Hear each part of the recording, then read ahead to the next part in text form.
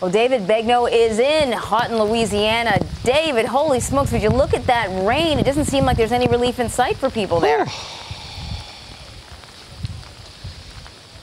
Look, 10 inches in 10 hours. There's more expected today and well into the end of this week. Anne-Marie and Vlad, get a look at this. I mean, okay, I remember I was in South Carolina about 4 months ago in Andrews, and it was unreal. There were 3-story homes underwater. Well, this is the closest thing I've seen to it here in Northwest Louisiana. You're talking about water up to the rooftops. There was a man who told me his house is inside underwater now. He said when he woke up, the toilet was gurgling and the water was about at his ankles.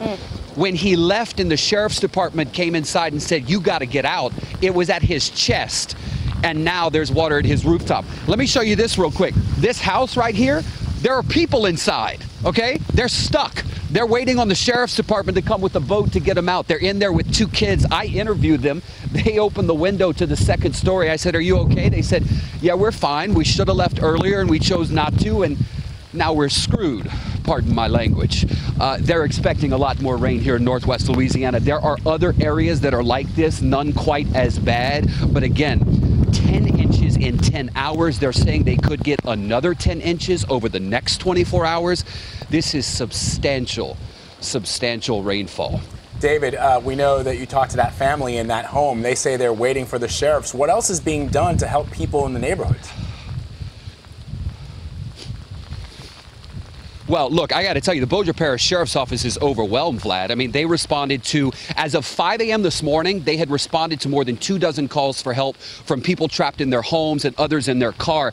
I want to point out something else. There's a vehicle over here where the trunk is open. It's a small sedan. When we showed up, the windshield wipers were still moving. It was as if someone was getting in the car to go to work, and they just left it. They took off. And there are other things. You know, you see another trunk popped over there. Literally, there were people who told us they were in their homes and the water started approaching. And within an hour, one man said the water had come up 5 feet. And so they didn't have time to get anything. I mean, they just took off, and the sheriff's department didn't give them an option. They said, "You got to go."